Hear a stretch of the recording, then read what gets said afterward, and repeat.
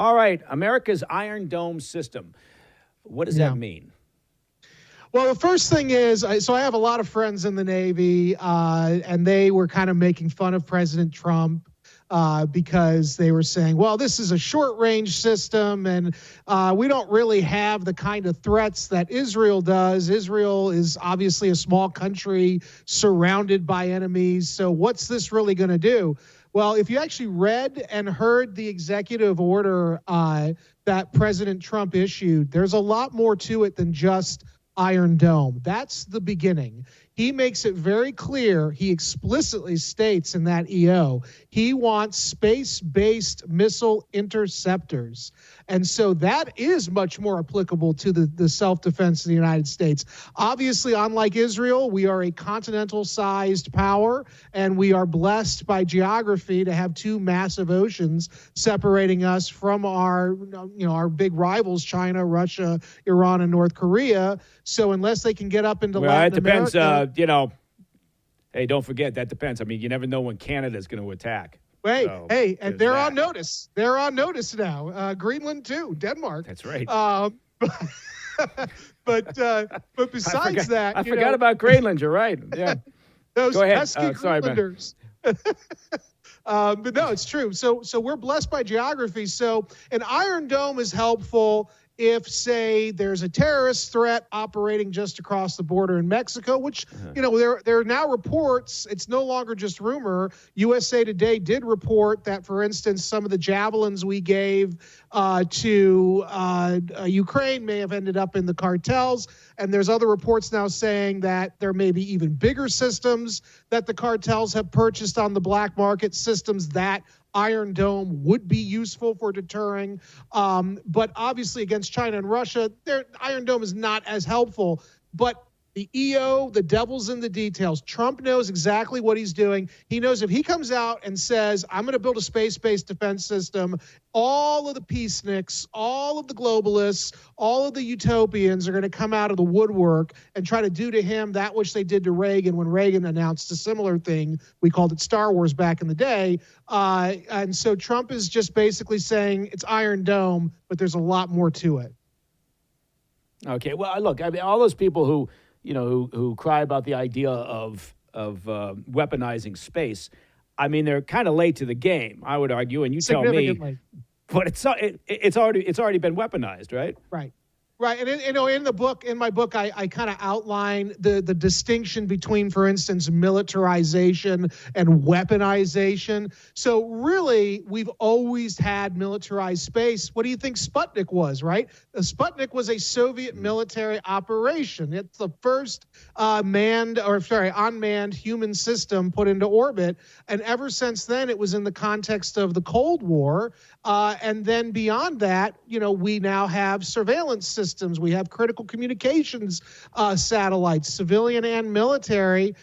We can't exist without space. So it's not that big of a deal to go from militarization to weaponization. And as you allude to, in my opinion, and I show this in the book, and the book came out now 5 years ago. So if anything, it's moved beyond this. But as I show in the book, China and Russia, using dual-use technologies, have already weaponized space with these co-orbital satellites. And indeed, the Chinese modular space station that is a rival to the International Space Station that will exist longer than the ISS, which is set to be decommissioned in a few years, China's military space station is explicitly a military affair. Yeah, space-based weapon systems and cyberspace. I would argue that's they're where fused. The next great global conflict is going to take place. And the idea that somehow the U.S. should not be engaged in developing technologies for a, whatever you want to call it, Star Wars system, is asinine, because those who don't have our interests at heart, the Chinese, the Russians, they're all engaged in that activity already. So talk to me. What does that mean? I mean, I'm kind of throwing out these terms, and as you might guess, I'm not a rocket scientist. But when we talk about sort of space-based intercepting systems, is the technology where it needs to be now, or how far off in the future are we talking about? So this has always been the argument of what I call in the book the utopians, which is that, well, the system is too complex. We can't rely on it. I can assure you that between 1982, when Reagan first announced Strategic Defense Initiative, so-called Star Wars, and 2025, I can assure you the technology has certainly advanced significantly. You could have made the argument, believably, back in Reagan's time that we weren't quite there yet, but we're there now. And it would not be that difficult for us to really scale this technology up, especially if we did do a Manhattan Project style program to get space-based defenses. And by the way, your audience, I think I've been on before talking about hypersonic weapons, which the Chinese and the Russians have large numbers of. We do not, and we have no active defense against hypersonic weapons.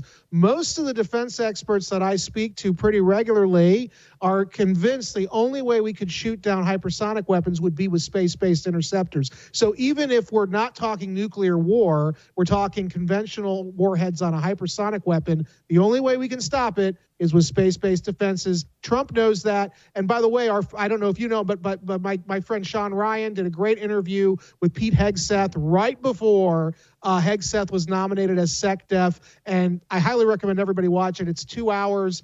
Hegseth details the hypersonic threat. So Hegseth, Trump, they all get it. Mm-hmm. Yeah, how come the U.S. is behind the curve? You mentioned China, Russia. Why aren't we leading that effort?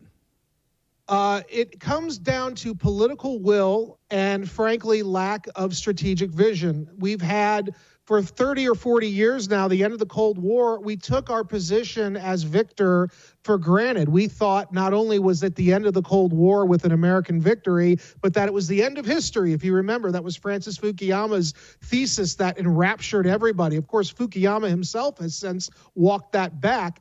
But in fact, our enemies did not think it was the end of history. Certainly the Russians didn't. I mean, what a horrible way to end history for them if that was the case.